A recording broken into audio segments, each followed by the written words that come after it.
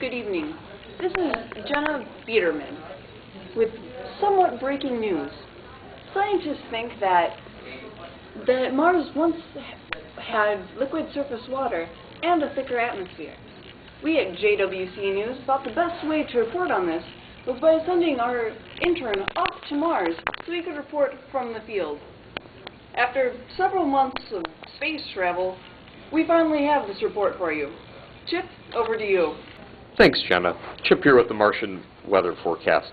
Temperatures here start at around negative 55 degrees Celsius, or negative 67 degrees Fahrenheit, with water being frozen solid. In hotter parts of Mars and other seasons, the atmospheric pressure pretty much causes the water to evaporate and turn into gas instantaneously. It wasn't always this cold several billion years ago, however. About 3.5 to 4 billion years ago, actually, there might have been a viable atmosphere.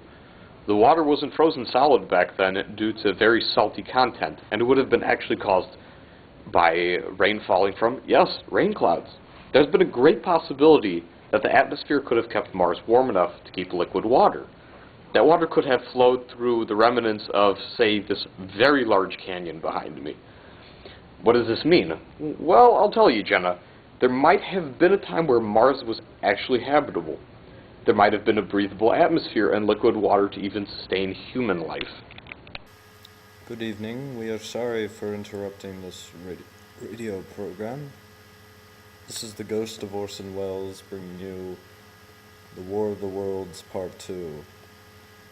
Recent scientific research has pointed to the idea that various organisms may be inhabiting the planet Mars that cannot be found easily. These creatures are labeled as extremophiles, creatures that thrive in extreme environments, such as psychrophiles, tiny microbes that live in extremely cold temperatures, like the surface of Mars. These microbes are not harmful, so there is no potential danger. So I question why this broadcast was worth interrupting for anyway. Good evening. I repeat, there's no potential threat from these extremophiles. I just think it's really fascinating to hear that there could be life on other planets. And now I go back to my watery alcoholic grave. With this information in mind, scientists now have reason to believe that there has not been really intelligent life on Mars, but they're now searching instead for possibly, at the very least, microbial life on Mars. Back to you, Jenna. Thanks, Chip.